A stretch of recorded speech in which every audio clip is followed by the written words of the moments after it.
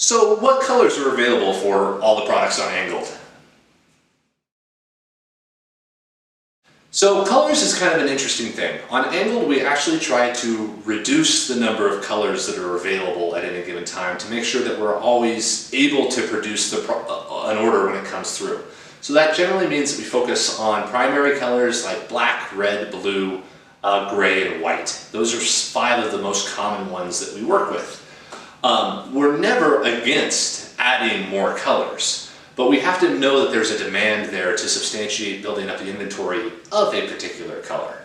So this is why we will sometimes do limited runs of a particular product. Like for example, historically we've done headphone stands that were like hot pink for the collectors out there who wanted that really specific kind of a touch. So we'll do a limited run in a specific color, and then we'll go back to the original kind of core 5 primary colors.